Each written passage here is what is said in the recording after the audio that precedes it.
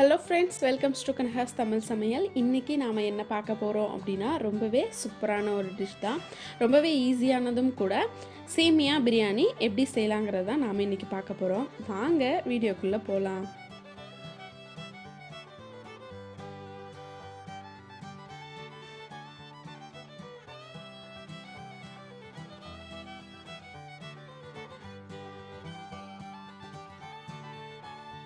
Carrot எடுத்துக்கோங்க, வெங்காயம், தக்காளி, பீன்ஸ், இஞ்சி பூண்டு பேஸ்ட், பச்சை மிளகாய், கொத்தமல்லி தூள், கரம் மசாலா, தனி மிளகாய் தூள், உப்பு, பச்சை கொத்தமல்லி, புதினா. சேமியா நான் பாயசம் வைப்போம் இல்லையா, பெரிய சேமியா, நீட்டு சேமியா, அதை நான் இது மாதிரி உடச்சி வச்சுருக்கேன். ஒரு கப் அளவுக்கு. ஃபஸ்ட்டு ஒரு பேன் வச்சுக்கோங்க. பேன் நல்லா சூடானதும் ஒரு 5 டேபிள் ஸ்பூன் அளவுக்கு எண்ணெய் விட்டுக்கோங்க. எண்ணெய் நல்லா சூடாகட்டும். அதில் நாம் கட் பண்ணி வச்சுருக்க ஆனியன் சேர்த்துக்கலாம். நான் ஒரு பெரிய பல்லாரி வெங்காயத்தை நீட்டு வாக்கில் கட் பண்ணி இதில் சேர்த்துருக்கேன். இதை சேர்த்து நல்லா வதக்கிக்கோங்க. அதோட ரா ஸ்மெல் போகணும். அது கொஞ்சம் நல்லா கண்ணாடி மாதிரி வதங்கி வரணும். அந்த அளவுக்கு நீங்கள் அதை வதக்கிக்கோங்க. இந்த பிரியாணி செய்கிறது ரொம்பவே ஈஸி, ரொம்பவே டேஸ்ட்டாகவும் இருக்கும். கண்டிப்பாக எல்லாருமே ட்ரை பண்ணி பாருங்கள். உங்கள் வீட்டில் எல்லாருக்குமே பிரியாணி சாப்பிட்ணுன்னு தோணுனா கூட உடனே இதை செஞ்சிடலாம். 10 நிமிஷம் தான் ஆகும், ரொம்ப டைம் ஆகாது. இப்போ பார்த்தீங்க அப்படின்னா உங்களுக்கு வெங்காயம் நல்லா வதங்கிடுச்சு. இதில் நம்ம பச்சை மிளகாய் ஆட் பண்ணிக்கலாம். அதையும் சேர்த்து லைட்டாக வதக்கிக்கோங்க. ஏன் பச்சை மிளகாய் ஃபஸ்ட்டே ஆட் பண்ணுறோன்னா அதோட ஃப்ளேவரும் காரமும் நல்லா இறங்குங்கிறதுனால தான். 1 டேபிள் ஸ்பூன் அளவுக்கு இஞ்சி பூண்டு பேஸ்ட்டு நான் சேர்த்துருக்கேன். இது ரொம்ப பேஸ்ட்டாக சேர்க்கல, கொஞ்சம் தட்டின மாதிரி தட்டி தான் போட்டிருக்கேன்னா 1 டேபிள் ஸ்பூன் அளவுக்கு. இதையும் சேர்த்து ஒரு 2 நிமிஷம் நல்லா மிக்ஸ் பண்ணிக்கோங்க.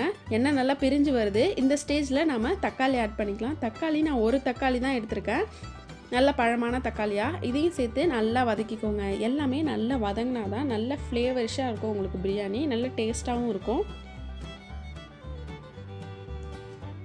இப்போ எல்லாமே நல்லா வதங்கிடுச்சு. இதில் நம்ம வெஜிடபிள்ஸ் சேர்த்துக்கலாம். நான் பீன்ஸும் கேரட்டும் சேர்த்துருக்கேன். ஒரு 1/4 கப் அளவுக்கு பீன்ஸு, 1/4 கப் அளவுக்கு கேரட்டு. நீங்கள் இதில் பட்டாணி, பன்னீர், கேப்சிகம் இது மாதிரி எது பிடிச்சிருக்கோ அதை நீங்கள் சேர்த்துக்கலாம். இதையும் சேர்த்து ஒரு 2 நிமிஷம் நல்லா வதக்கிக்கோங்க. எல்லாமே நல்லா வதங்கிருச்சு. இதில் நாம் பச்சை கொத்தமல்லியும் புதினாவும் ரெண்டும் சேர்த்து ஒரு 1/4 கப் அளவுக்கு நான் சேர்த்துருக்கேன். இதை நம்ம ஏன் ஃபஸ்ட்டே சேர்க்குறோம் அப்படின்னா இதுதான் பிரியாணிக்கு நல்ல ஃப்ளேவர் டேஸ்ட்டு கொடுக்குறது. இதை நம்ம வெஜிடபிள்ஸோடு சேர்த்து வதக்கும் போது நல்ல சூப்பராக டேஸ்ட் வரும். தேவையான அளவுக்கு உப்பு சேர்த்துக்கோங்க. தனி மிளகாய்த்தூள் ஒரு 1/2 table spoon, garam masala 1/2 table spoon,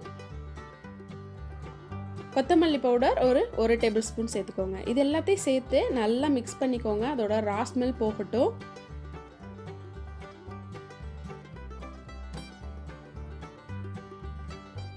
எல்லாமே நல்லா வதங்கிடுச்சு. இதில் நான் தண்ணி சேர்க்குறேன். தண்ணி எப்படின்னா 1 கப் அளவுக்கு சேமியாவுக்கு 1/4 கப் அளவுக்கு தண்ணி எடுத்துக்கோங்க. அதுதான் கரெக்டான அளவாக இருக்கும்.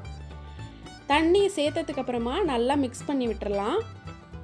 தண்ணி ரொம்ப அதிகமாக விட்டீங்க அப்படின்னா உங்களுக்கு ரொம்ப குழைவாக போயிடும், உங்களுக்கு சேமியா இருக்கிறதே தெரியாமல் போயிடும். அதனால தான் தண்ணி அளவாக எடுத்துக்கணுங்கிறது. இப்போ மிக்ஸ் பண்ணியாச்சு. இது நல்லா கொதிக்கணும். நாம் இதை க்ளோஸ் பண்ணி ஒரு 5 மினிட்ஸ் குக் பண்ணிக்கலாம். இப்போ பார்த்தீங்கன்னா எல்லாமே நல்லா குக் ஆகிடுச்சு. தண்ணி நல்லா கொதிச்சிட்ருக்கு. லைட்டாக மிக்ஸ் பண்ணி விடுங்க. மிக்ஸ் பண்ணிவிட்டு நம்ம சேமியாவை சேர்த்துக்கலாம். சேமியாவை சேர்த்துட்டு இது மாதிரி நல்லா தண்ணியில் முழுகிற அளவுக்கு கிளறி விடுங்க. ஏன் அப்படின்னா உங்களுக்கு அப்போ தான் நல்லா ஈவனாக குக் ஆகும். ரொம்ப போட்டு கிளறணும்னு அவசியம் இல்லை. லைட்டாக மிக்ஸ் பண்ணி தண்ணியில் நல்லா முழுகிடுச்சு அப்படின்னா கரெக்டாக இருக்கும். இப்போ இதை நம்ம க்ளோஸ் பண்ணி ஒரு 3 நிமிஷம் குக் பண்ணாலே போதும். உங்களுக்கு நல்லாவே குக் ஆகி வந்துடும். தண்ணியெல்லாம் நல்லா வத்திடுச்சு பாருங்கள். சேமியாவும் நல்லாவே குக் ஆகிடுச்சு. இப்போ நாம் அடுப்பை சிம்மில் வச்சிடலாம். அடுப்பை சிம்மில் வச்சுட்டு இது மாதிரி கலரிட்டு திரும்பவும் க்ளோஸ் பண்ணி ஒரு 3 நிமிஷம் வெயிட் பண்ணுங்கள்.